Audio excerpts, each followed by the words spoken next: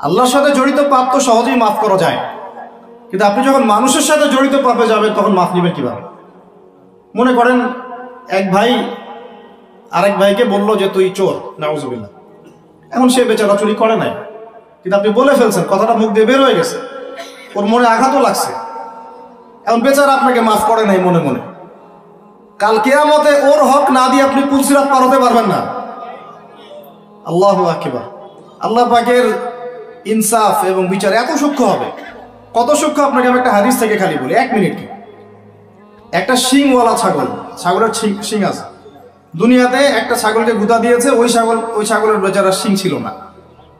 মানে একটা শিংওয়ালা ছাগল একটা শিংহীন ছাগলকে গুঁতা দিয়ে অন্যায়ভাবে, আল্লাহ পাক কিয়ামতের দিন ওই শিংহীন ছাগলকে শিং দিয়ে বলবেন তো গুঁতা দিয়ে প্রতিশোধ নিয়ে নাও, বদলা নিয়ে নাও।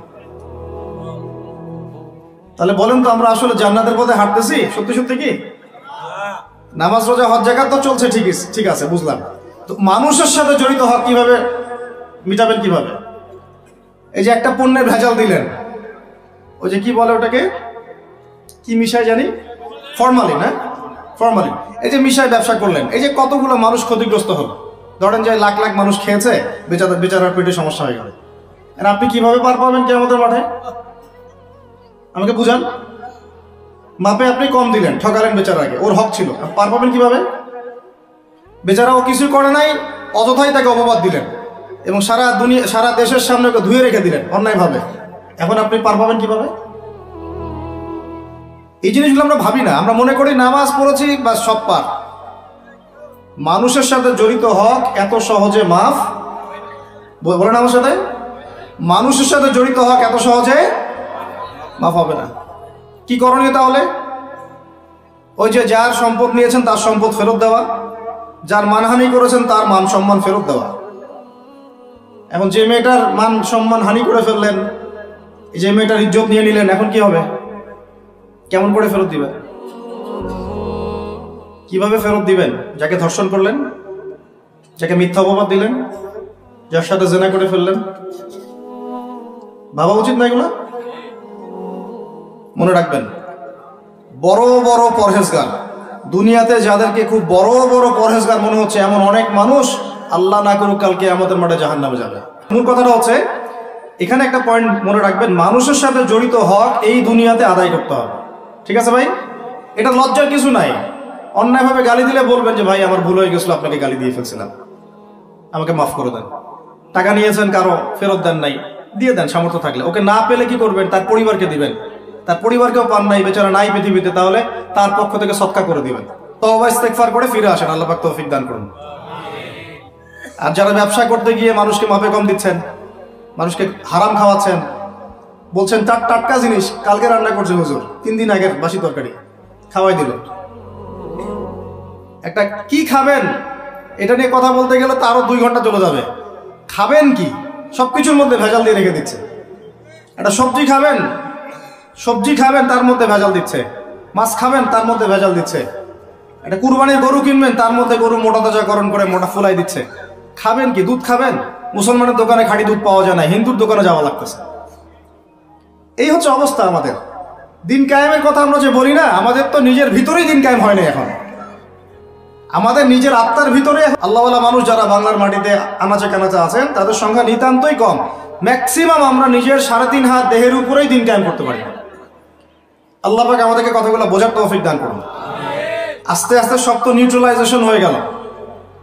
এটা একটু বোঝেন, আপনাদেরকে একটু বুঝাই। এক সময় ছেলে মেয়েরা একসাথে রিক্সায় চড়লে লজ্জাবোধ করত, এখন কেউ লজ্জাবোধ করবে না। এটা হয়েছে নিউট্রাল।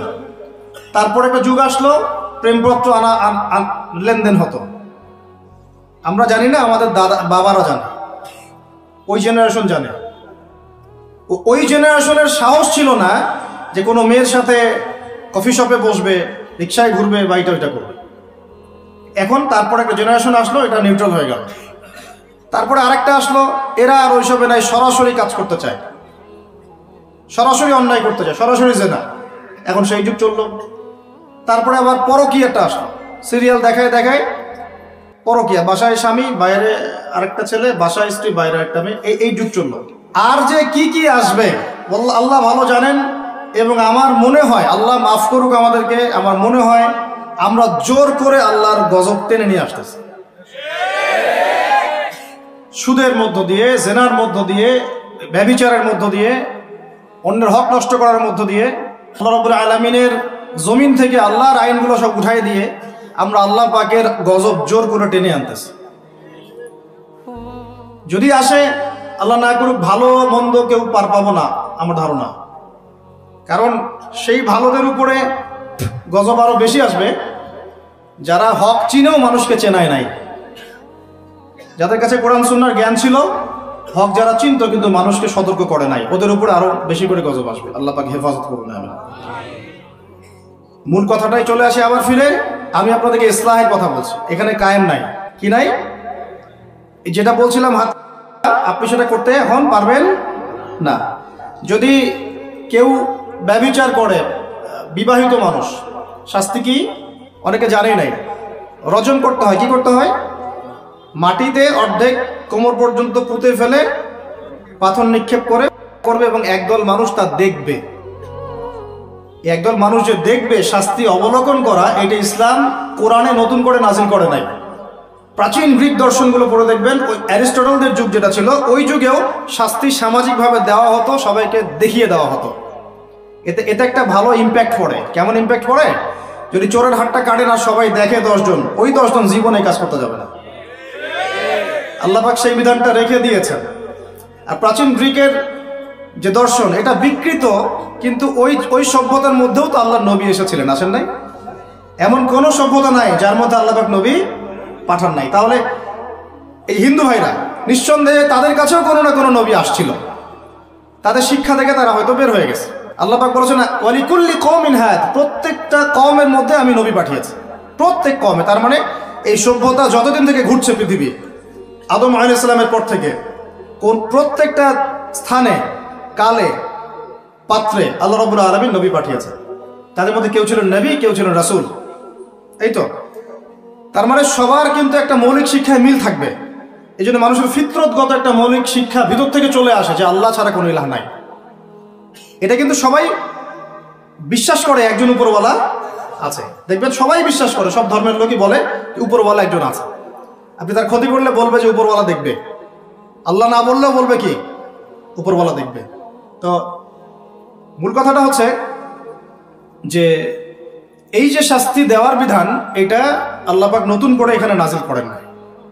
প্রকাশ্য শাস্তির বিধানটা আগেও ছিল এই বিশ্বের মধ্যে, প্রাচীন গ্রিক রোমান সভ্যতার মধ্যে এটা ছিল। এখন যদি 100 জন মানুষ দেখে যে অমুক এক মেয়ের সাথে এই ছেলে, বিবাহিত ব্যক্তি, রেপ করা বা পরকীয়া সম্পর্ক করার কারণে এই শাস্তি দেওয়া হয়েছে, বাকিরা এই পাপে উৎসাহ পাবে না পাপ ছেড়ে দিবে? এটা বোঝার জন্য কি খুব বেশি কমন সেন্সের দরকার আছে? এখন আমাকে বলেন তো, বর্তমান প্রচলিত যে বিষয়গুলো চলছে পুরো বিশ্বে, আমি বাংলাদেশ নিয়ে কথা বলি না খুব একটা, কারণ আমাদের চিন্তা বিশ্ব নিয়ে। কি নিয়ে? আল্লাহ পাকের, আমার এটা কি ভৈরব না? আল্লাহ পাকের ভৈরবের কোনো পরোয়া নাই তো, আল্লাহ পাকের ঢাকার কোনো পরোয়া নাই, আল্লাহ পাকের বাংলাদেশের কোনো পরোয়া নাই, আল্লাহ পাকের পাকিস্তানের কোনো পরোয়া নাই। আল্লাহ রাব্বুল আলামিনের কোনো দেশের মানুষের উপর আল্লাহ পাকের কোনো পরোয়া নাই। আল্লাহ সুবহানাহু ওয়া তাআলা চাইলে ইসলাম ইয়েমেনে কায়েম করতে পারেন, সিরিয়াতে করতে পারেন, অস্ট্রেলিয়ায় করতে পারেন, ওই আমেরিকায় করতে পারেন, রাশিয়াতেও করতে পারেন। কার খাতে ক্ষমতা? আল্লাহ পাকের কোনো পরোয়া নাই আমাদের। আমরা যদি আমাদের কাজ ঠিকঠাক মতো করি, আমরা সফল হব। যদি না করি, আমাদের লস, আল্লাহ রাব্বুল আলামিনের লস বলতে কিছু নাই। আছে? আল্লাহ পাকের কিচ্ছু যায় আসে না, আমরা জাস্ট একটা সুযোগ পেয়েছি মাত্র। তো এই জন্যে আমাদের মূল জায়গাটা কি? ওইখান থেকে পুরো বিশ্ব ইসলামী খেলাফতটা কায়েম হবে সামনে, এটা হাদিসের মধ্যে আসছে। এবং আমাদের কন্টিনেন্টের মধ্যে খোরাসান একটা বরকতময় জায়গা। এটা কোন জায়গা সেটা আপনারা স্টাডি করে দেখে নেবেন। নবী সাল্লাল্লাহু আলাইহি ওয়াসাল্লাম হকপন্থীদের একটা জামা এখানে থাকবে, এমনটা হাদিসে পাওয়া যায়। এবং তারা যুদ্ধ করতে করতে করতে করতে শেষ পর্যন্ত বাইতুল মুকাদ্দাস জয় করবে ইনশাআল্লাহ। এটা হতে যাচ্ছে। তাহলে আমরা কিন্তু হকের অনেক কাছাকাছি আছি। আমরা যদি সুযোগ নষ্ট করি, এটা আমাদের ব্যর্থতা। আল্লাহ পাকের কোনো কিছু যায় আসে না। আপনি সেজদা করেন বা না করেন। একজন আলেম আমাকে বলেছিলেন, ওনার কাছে দার্স নিচ্ছিলাম, তিনি বলছিলেন যে এই যে রাস্তার মধ্যে আমরা যখন হাঁটি, একটা পোকা পড়ে আছে, ধরেন একটা ফল পড়ে আছে, ফলের মধ্যে পোকা ধরে গেছে, বাজার করতে গিয়েছেন একটা ফল দেখছেন ওর মধ্যে পোকা পড়ে গেছে, মাইক্রোস্কোপ দিয়ে দেখেন ব্যাকটেরিয়া আছে না নাই, আছে না? ওরা পর্যন্ত আল্লাহর তাসবিহ পাঠ করে, সুবহানাল্লাহ। তো আল্লাহ পাক তো আমার নামাজের মুখাপেক্ষী না, আল্লাহ পাক তো আপনার নামাজের মুখাপেক্ষী না। আপনি পড়ছেন না, আপনি হতভাগা। আসমান জমিনে সবাই আল্লাহর তাসবিহ পাঠ করছে। আমার আল্লাহ এত বড়, আমাদের আল্লাহ এত বড়, এত মহান, পুরো মহাবিশ্বের সমস্ত সৃষ্টি আল্লাহর তাসবিহ পাঠ করছে। আমরা না করলে কি যায় আসে? আমরা তাসবিহ তাহলিল না করলে, কোরআন তেলাওয়াত না করলে, সালাত না পড়লে, তাহাজ্জুদ গোজার না হলে, হালাল না খাইলে আল্লাহ পাকে কিছু যায় আসে না? যায় আসে?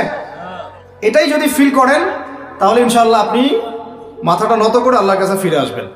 সেই অনুভূতিটা জাগ্রত করার চেষ্টা করছে। আরেকটা অনুভূতি নেবেন বাসায় গিয়ে। এবার এগুলো আমরা ভাবি, এভাবে ভাবার চেষ্টা করি। এই যে আমরা এখানে বসে আছি, ধরেন 5,000 মানুষ, কথার কথা, মনে করেন আমরা কেউই দুনিয়াতে নাই। এই দুনিয়ার ঘূর্ণন থেমে যাবে কি না? থেমে যাবে? এই দুনিয়া ঘুরবে না ঘুরবে না? রাত দিন আসবে না আসবে না? আমাদের পরিবার থাকবে না থাকবে না? মাঝখান থেকে আমরা আমাদের সময়টা এবং সুযোগটা নষ্ট করলাম।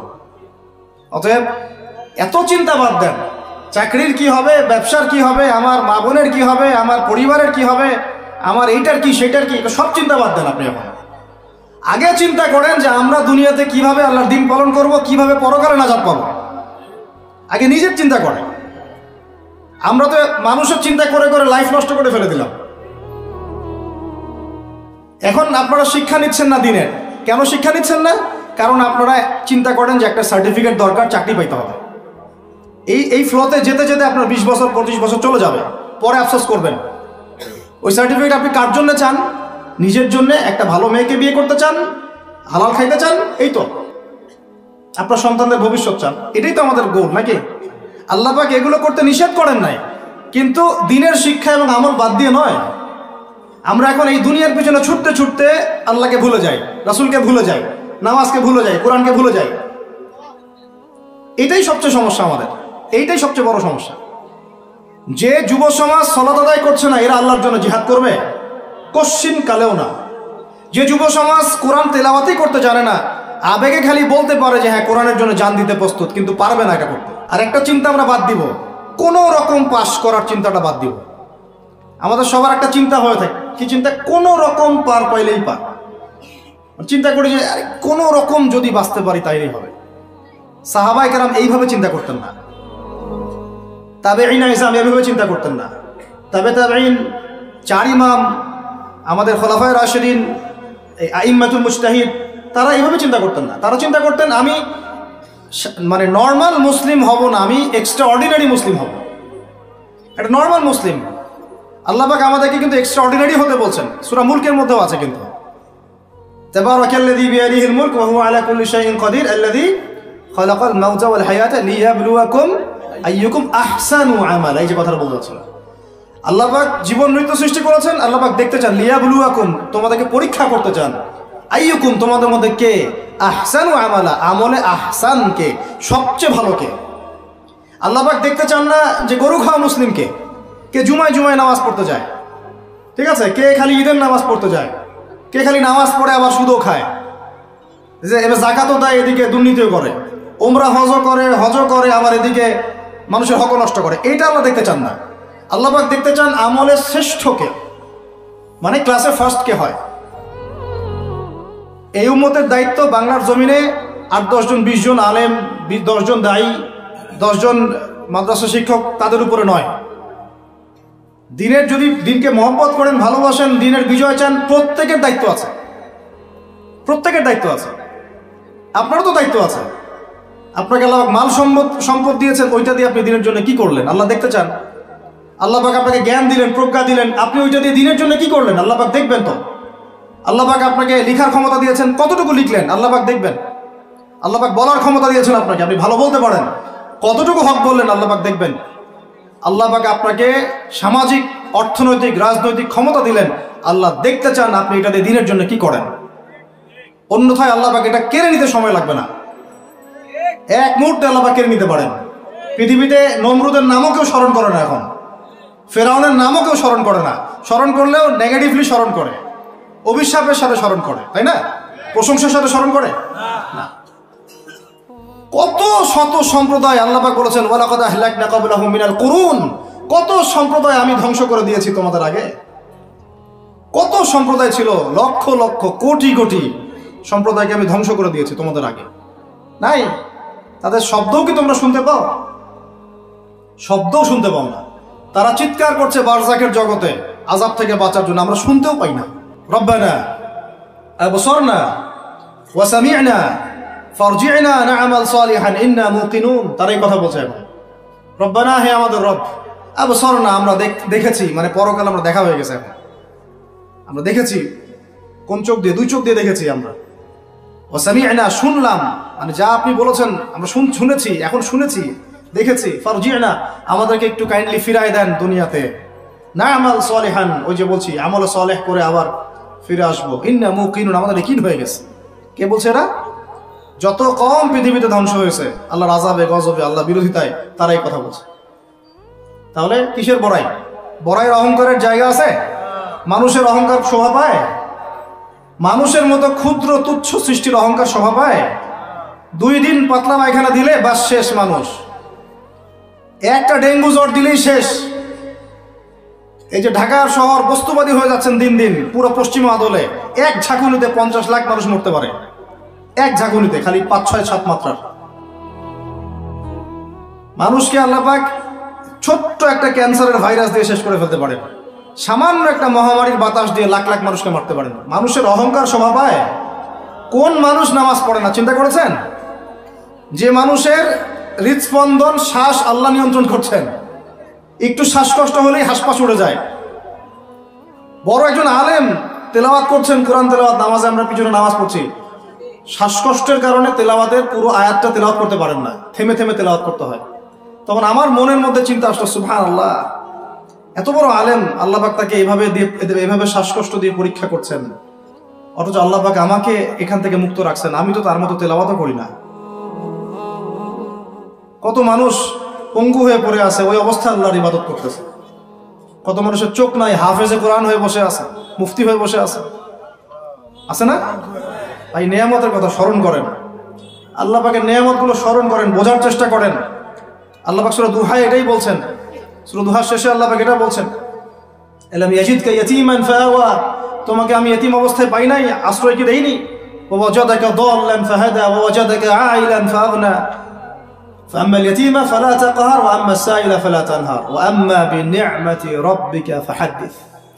তুমি আল্লাহ পাকের যে নিয়ামতগুলো আল্লাহ দিয়েছেন এগুলো মানুষকে বর্ণনা করতে থাকো, বলতে থাকো, খালি উপলব্ধি করেন যে আল্লাহ পাকের কত নিয়ামতে আপনি আছেন, বাস, আর কিছু লাগবে না। আর আপনি আমি না থাকলে দুনিয়া থেমে থাকতো না, সব চলতো। তাহলে কিসের জন্য, কাদের জন্য আমরা এই হায়াত এবং সময়, রুজি, এনার্জি, যৌবন নষ্ট করছি? ভাই আমাকে বলেন, কাদের জন্য করছেন? যে আল্লাহর হাতে আপনার প্রাণ, একটু প্রেশার আপ ডাউন করলেই শেষ, একটু শ্বাসকষ্ট হলেই শেষ, একটু মহামারী দিলেই মাস শেষ। সেই মানুষ নামাজ পড়ে না, সেই মানুষ যাকাত দেয় না, সেই মানুষ বলছে যে পর্দা এই যুগে চলে না, ওই যুগে চলতো, সেই মানুষ মুসলমানদেরকে বলছে এরা এখন মৌলবাদী হয়ে যাচ্ছে। সেই মানুষের সারাদিন কাজ প্রোপাগান্ডা হচ্ছে, ইসলামের বিরুদ্ধাচরণ করা, প্রিন্ট মিডিয়া দিয়ে, ইলেকট্রনিক মিডিয়া দিয়ে, ইত্যাদি ইত্যাদি। কোন মানুষের? যেই মানুষের এতটুকু ক্ষমতা নাই যে নিজে আগামীকালের খবর নেবে, নিজে আগামীকালের খবর নেবে, এইটুকু ক্ষমতা যে মানুষ